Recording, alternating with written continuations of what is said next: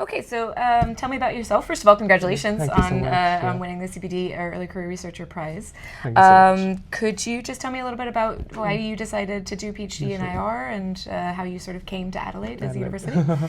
So I'm actually I'm a PhD candidate at the Adelaide University, and then I was actually always interested in international relations, but then it was mostly from a diplomatic standpoint, and there's a legacy of the empire and all the procedures and coloniality and all that. So there's a strong interest because of the fascination with the civil services back in India and all that. It's very so that was the initial interest, but then I did a liberal arts degree, a master's in a part in South India in Chennai in an institute called IIT, and that's when I started to look at it very critically, started to interrogate all these aspects very critically. But then the interest in IR, international relations, was always the same. Okay. But then I wanted to look at it in a more critical direction. And then JNU, Jawaharlal Nehru University in New Delhi, I think that that exposed me to to so many social movements and a lot of critical thinking surrounding international relations. That really changed my narrowed down my focus to IR. And then I think I got in touch with Priya Chako, who's my supervisor in Adelaide, and then I just. And what year are you in for your PhD? I'm in my final year. Okay, congratulations! Thank you. So tell me a little bit about the paper that you submitted to us, and the origins and how it came to be, and maybe just a little bit of a summary of it. That would be great.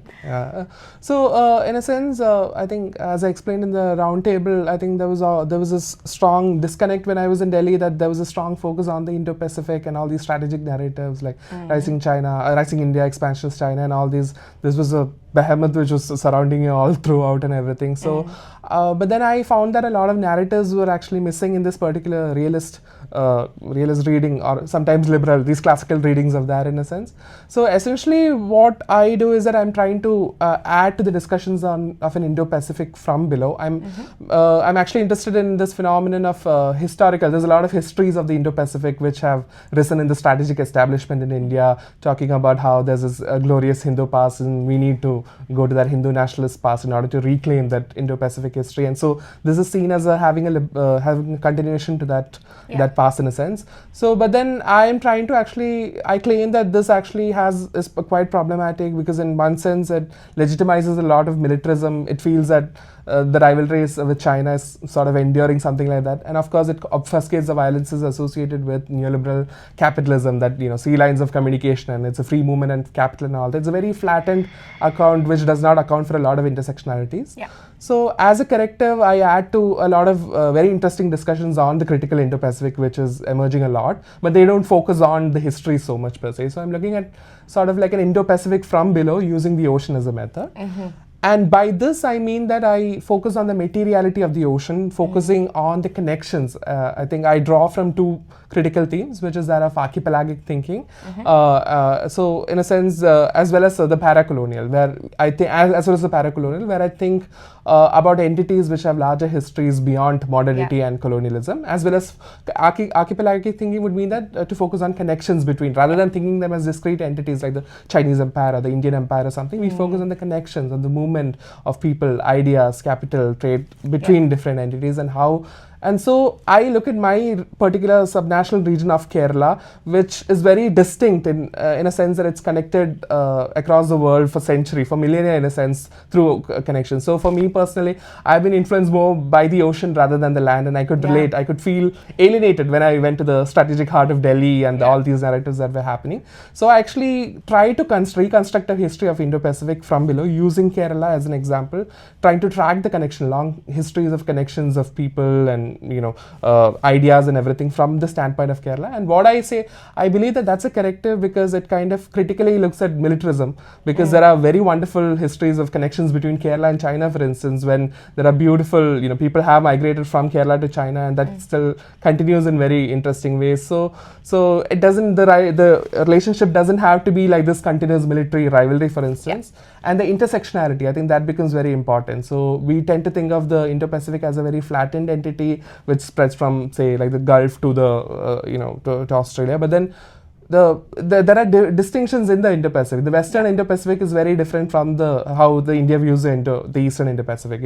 In the West, for instance, it's mostly migrants from lower caste backgrounds and the Dalits and Muslim communities and so on. So there's a lot of patronizing measures. There's the notion of the coolie migrant, which still continues to be prominent. But in the East, it's mostly skilled migration. So that coloniality, or that skilled versus unskilled migration and so on. So when you focus on these connections and people rather than looking at these essentialized nation states, I mean, it really opens up a world of injustices. It actually makes you feel that space in itself is quite hybridized. It doesn't have to be militarized all the time, and it actually uncovers a lot of violences associated with that. So I'm trying to propose a different history of the Indo-Pacific using the oceanism method. Yeah, I mean, I think that's really fascinating. The oceanism method also allows you to get at that sort of texture that you're talking about, the sort of ways that things look differently from different perspectives and how things circulate. So I think that's really great. Thank you.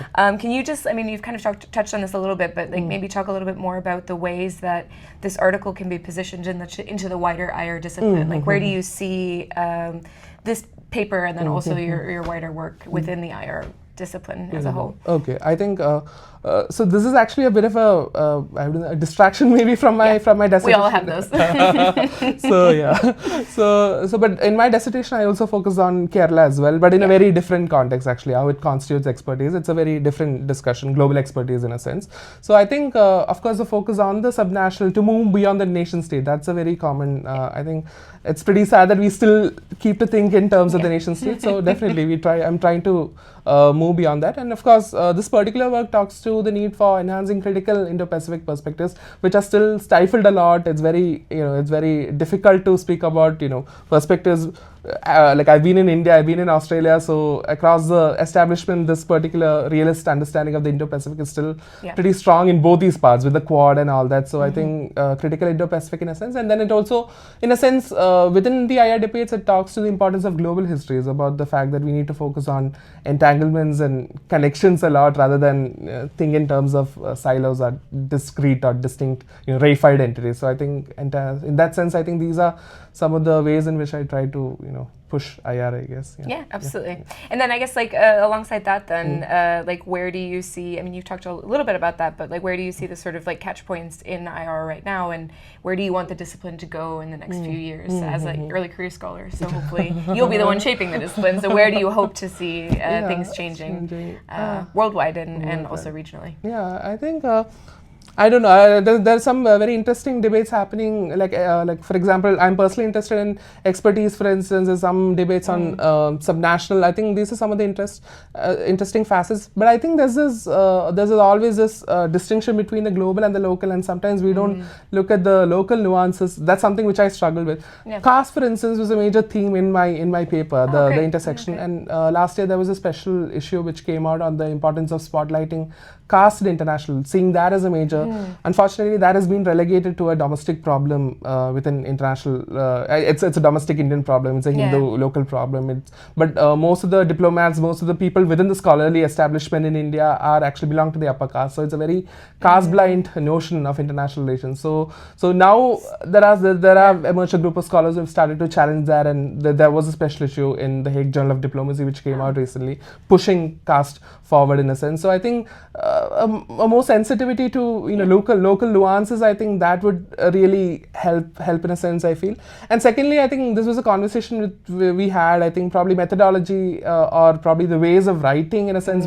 These are some interesting conversations. I mean there are spaces in probably in Australia or the UK where I'm pretty sure they are more liberal to diverse views. But I still see a lot of spaces where you're forced to write in a particular manner. Like one of my friends, for instance, is really interested in ethnography, for instance, where then she needs to finish her PhD and probably look for a postdoc or something in order to explore that direction. And I know I've personally seen spaces which are hostile to different modes of, narrative modes of writings and bringing in the local, the stories and poems and all that and everything. So I think some more life, I think, if that makes sense or something, in the ways in which we write. I think maybe taking a leaf out of anthropology, for instance, I think my work, to an instance, is a lot of stories as well. I draw upon a lot of stories and memoirs and all that. So I think, while it does does encourage in certain spaces, but I guess, I mean, that needs to change much more, I feel, in the sense of the And I think the Review of International Studies is definitely on board with that. We Yeah, definitely exactly. like that kind of thing. Last question is just like any advice you have,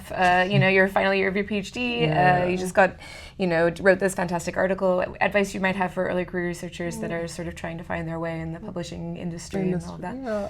I think like I'm also still navigating a lot of it, so I don't know if there's a lot of advice. But one suggestion, especially to my peers in the global south, especially like I've done till my MPhil I was in India, and then I you know, for my PhD I went outside. One suggestion that I say is that to be a bit more confident in your ideas, I feel. I think that's probably that's the same here as well. I see a lot of VCRs struggling with confidence, in a sense that maybe their ideas are not, they need to completely, I think there's a perfectionism that you need to completely understand the whole field before getting in there. This project, for instance, was I think it was a disjuncture that I felt. It was just a puzzle that I felt, and I just submitted an abstract for a conference, and then it went from there. So it was hardly formed in any sense. But I have so many brilliant scholars with me, my peers who are amazing, you know, scholarly individuals, but who are so scared, who are so anxious to take that first step, in a sense. So I think have a bit more confidence in your ideas. You know, your ideas don't have to be fully formed. They can be imperfect. I think a lot of people do struggle with that in the sense. And secondly, I guess be a bit more kinder, in a sense. I think that's essentially important. I think I see spaces where they try to prove themselves, you know, shut each other down in a sense. I've seen that happening in workshops and all that and everything. But probably be a bit more kinder. I think that increases your confidence in a big way, in a sense. That makes such a difference to so many academics, and that they can really push your ideas. So yeah, these are some of the excellent pieces of advice. Confidence and kindness, I think we can end on that. Thank you so much for submitting to review, and we look forward to seeing what you do. Thank you so much.